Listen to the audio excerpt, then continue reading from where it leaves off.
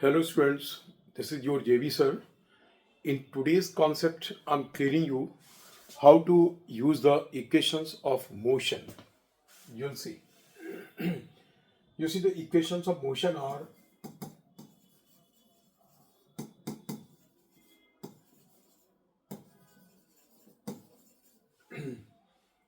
they are V equals to U plus AT, S equals to UT plus half AT square, S is equal to VT minus half AT square, S nth is equal to U plus half A 2n minus 1 and V square equals to U square plus 2as. Right? These are the equations of motion.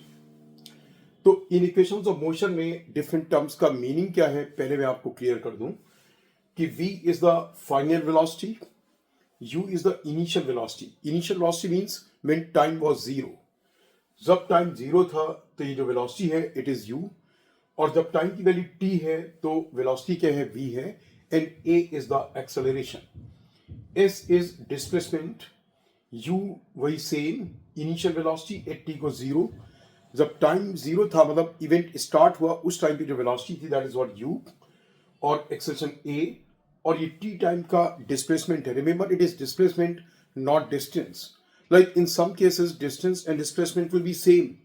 जब same होगा तो ठीक है ना. And you can understand distance और displacement same कब होगा. Distance और डिस्प्लेसमेंट सेम तब होगा बच्चों जबकि बॉडी एक स्ट्रेट लाइन में जा रही है और बॉडी का पाथ रिट्रेस नहीं हो रहा है. मतलब बॉडी एक और गई फिर वापस नहीं आ रही है तो पाथ क्या होगा, स्ट्रेट पाथ, और बॉडी अपने पाथ को रिट्रेस नहीं कर रही मतलब वापस नहीं आ रही है तो that will be what, distance और डिस्प्लेसमेंट सेम होगा. तो अब इस इक्वेशन से डिस्प्लेसमेंट की वैल्यू भी आ जाएगी और डिस्टेंस की वैल्यू. अदरवाइज अगर बॉडी का पाथ रिट्रेस हो रहा होगा तो ये जो इक्वेशन देगा आपको, ये सारी इक्वेशंस 1D मोशन के हैं. अच्छा मैं बता दूं ये कर्व पाथ के लिए नहीं है, they are all for what, straight line motion. ये जो इक्वेशंस हैं they are for the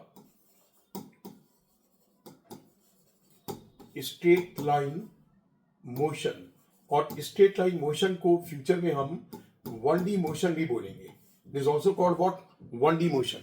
so S is, अगर बॉडी रिप्लेस अपने पाथ को रिट्रेस नहीं करती है तो ये इक्वेशन पे डिस्प्लेसमेंट की वैल्यू देगा, डिस्टेंस की वैल्यू नहीं देगा. राइट? और एस एन एच एक पर्टिकुलर सेकेंड में कवर डिस्टेंस है, डिस्प्लेसमेंट है. मतलब जैसे बोलिए फिफ्थ सेकेंड में, नॉट की 5 सेकेंड्स में कितना ट्रेवल किया, फिफ्थ सेकेंड में कितना डिस्प्लेसमेंट हुआ, that is what S N H. और एन वो पर्टिकुलर सेकेंड है जिसकी बात कर रहे हैं हम, V square equals to U square plus 2as.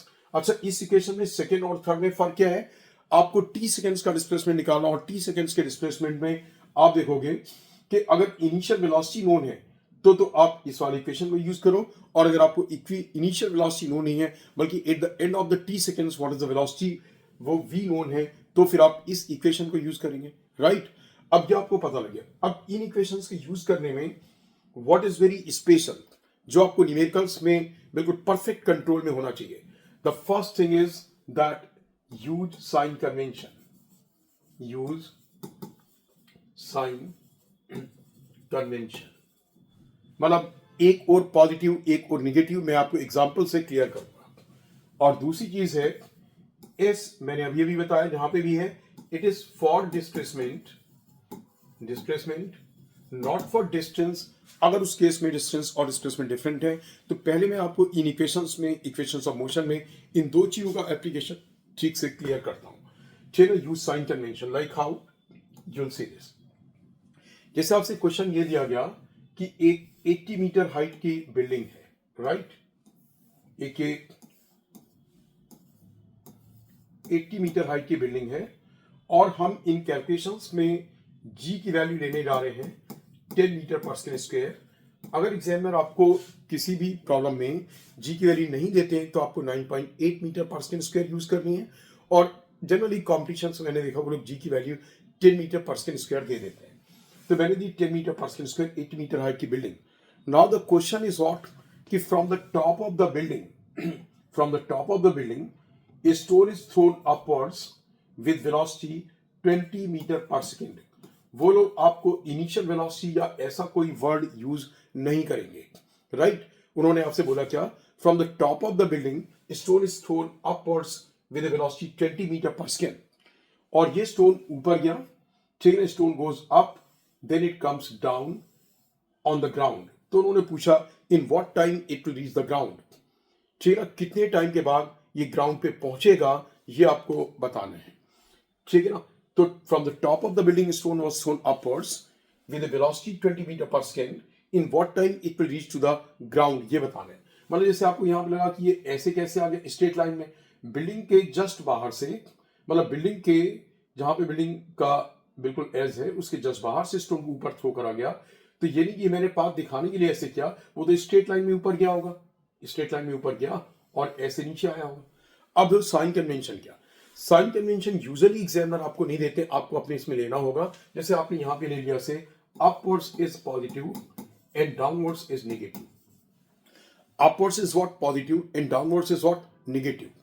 Alright students, तो अगर अपवर्ड्स पॉजिटिव और डाउनवर्ड्स नेगेटिव है, ये आपका कन्वेंशन है। अब आप कोई भी इक्वेशन यूज करेंगे, आप अपनी विजडम से किसी इक्वेशन को यूज करेंगे। जैसे देखो, मुझे इस पॉइंट ए बी सी, मुझे ए से सी तक का डिस्टेंस तो नहीं पता है, बट मुझे ए से सी तक का डिस्प्लेसमेंट पता है। Displacement is what? The shortest path, means shortest path between the final position and the initial position. So the final position is what? This. Initial position is this. इनके बीच का जो शॉर्टेस्ट पाथ है that is displacement, right? So if I use the equation S equals to ut plus half at square, तो students इसमें आप देखोगे आपको दो चीजें यूज करनी है, sign convention and S is for displacement. So because I know कि डिस्प्लेसमेंट कितना है यहाँ पे, डाउनवर्ड्स, इनिशियल से फाइनल की ओर इट इज व्हाट? डाउनवर्ड्स। और डाउनवर्ड्स हमारा negative, so will keep it what? -80। This what? -80। u की वैल्यू कितनी है? u की वैल्यू है +20, क्योंकि अपवर्ड्स है, initial velocity is upwards, so +20 into T. अब जी की ओर होता है downwards, so this is a special point two clear कि चाहे स्टोन ऊपर जाए चाहे स्टोन नीचे जाए, स्टोन का मोशन किस ओर है? जी इज ऑलवेज डाउनवर्ड्स।